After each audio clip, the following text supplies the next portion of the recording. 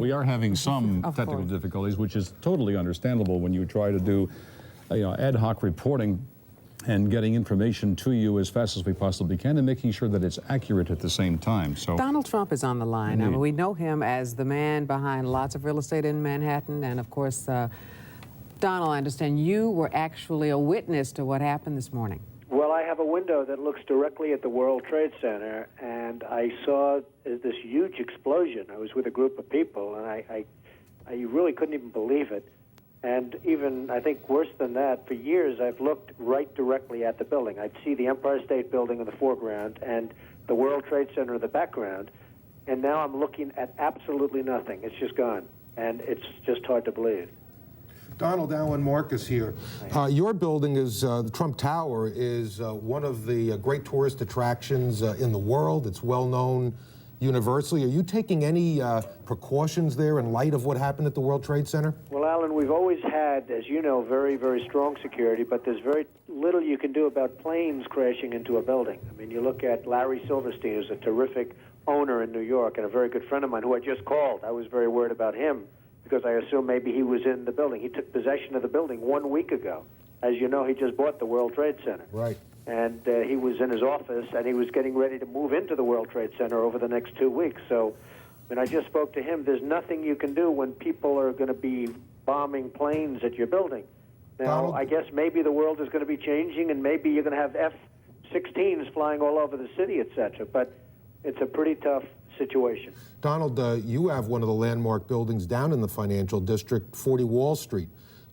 Did you have any damage, or did you know what's happened down there? Well, it was an amazing phone call I made. 40 Wall Street actually was the second tallest building in downtown Manhattan, and it was actually, before the World Trade Center, was the tallest. And then when they built the World Trade Center, it became known as the second tallest, and now it's the tallest. And I just spoke to my people, and they said it's the most unbelievable sight. It's probably 7 or 8 blocks away from the World Trade Center, and yet Wall Street is littered with 2 feet of stone and brick and mortar and steel, and there are thousands of people walking over the debris over the Brooklyn Bridge, where they're sending them out over the Brooklyn Bridge to Brooklyn, and then I guess they're going to have to figure out how to get home from there. But they have between 1 foot and 2 feet of debris right in front of a building that's probably, you would say, Alan, 6 or 7 blocks away. Donald, this is Roland Smith. Hi, Roland. You know, how you doing on this kind of day? You know, at some point, we're going to put all this behind us, and you as a visionary, particularly in New York real estate, what do you think that we ought to do as a city, as a people, when all of this when the mourning stops, when the dead are honored, and we've found out what caused it and maybe corrected it? What does the city need to do? Well, I guess the big thing that you really will have to do is never forget. You just can't forget that something like this happened. I was so disappointed when they closed the stock exchange, but of course, at some point, you had no choice, you know, when they initially announced it was closing, because you want to just say, the hell with it, you're going forward, nothing's going to change. But the fact is, something has changed very dramatically. And I think one of the very sad things is going to be when you look at the skyline of New York, which has become so emblazoned in your own memory, and you look at the skyline of New York and you see these buildings, these 2 buildings, whether you love them or don't love them, they were a great part of the skyline. And then when you look at the skyline after 2001, and you're going to see a skyline without these 2 buildings, you're going to say, what happened? People won't believe it. You know, when you show your children or your grandchildren in years to come what New York looked like in the year 2000, and then what New York looked like just a year later, they're going to say, what happened? Hey, Donald, it's hard to believe. In the year 2000, Donald, you considered running for president. If you had done that and if you had been successful, what do you think you'd be doing right now? Well, I'd be taking a very, very tough line, Alan. I mean, you know, most people feel they know at least approximately the group of people that did this and where they are. But, boy, would you have to take a hard line on this. This just can't be tolerated, and it's got to be very, very stern. This is, as you and I were discussing before, Alan, this was probably worse than Pearl Harbor. Many more people are dead, and you know, they don't know, they have no idea, but I have somebody that was down there who witnessed at least 10 people jumping out of the building from 70 and 80 stories up in the air. I mean, you probably have 25 or 30,000 is the number I've heard, but I would think would be much more than that. I think the most of the damage will be caused not by even in the building in terms of the people dead, but by the people on the streets from falling debris. Donald, you're probably the best known builder, particularly of great buildings in the city. There's a great deal of question about whether or not the damage and the ultimate destruction of the buildings was caused by the airplanes, by architectural defect, or possibly by bombs or aftershocks. Do you have any thoughts on that? Well, it was an architectural defect. You know, the World Trade Center was always known as a very, very strong building. Don't forget, that took a big bomb in the basement. Now, the basement is the most vulnerable place because that's your foundation, and it withstood that. And I got to see that area about 3 or 4 days after it took place because one of my structural engineers actually took me for a tour because he did the building. And I said, I can't believe it. The building was standing solid, and half of the columns were blown out. I mean, so this was an unbelievably powerful building.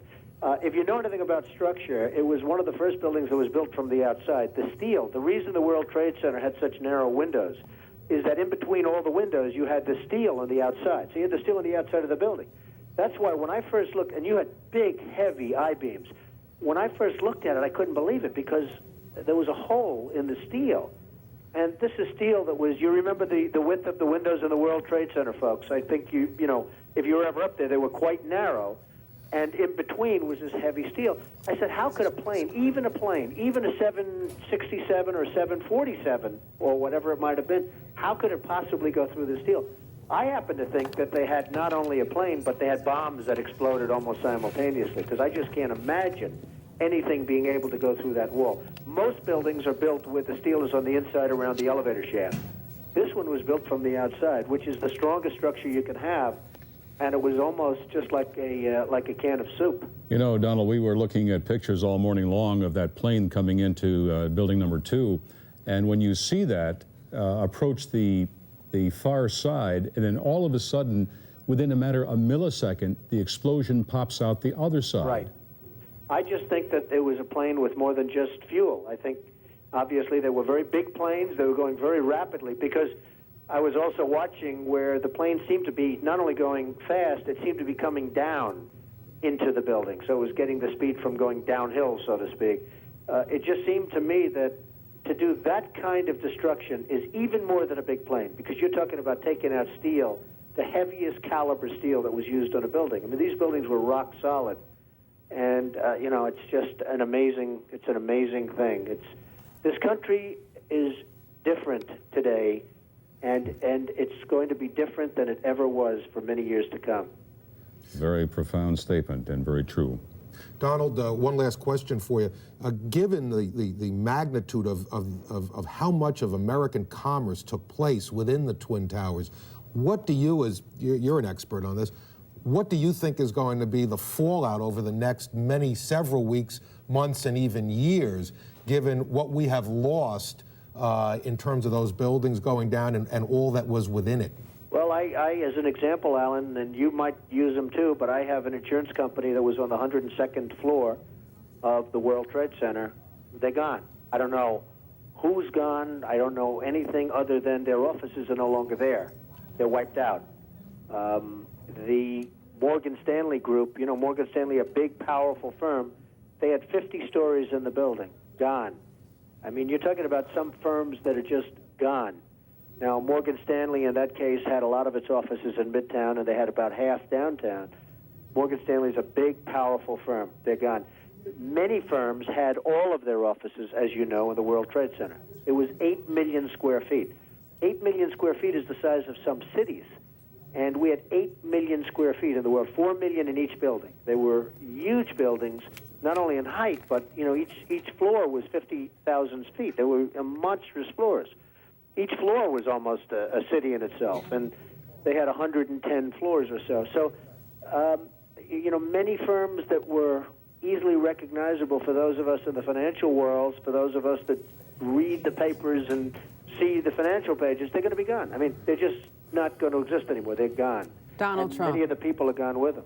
Donald Trump, thank you so very much for joining us. Thank you all. We really Good luck. appreciate it. Thank you. And you Same too. to you. You too. Our prayers are with everyone. Joanne Pileggi is going to bring us up to date.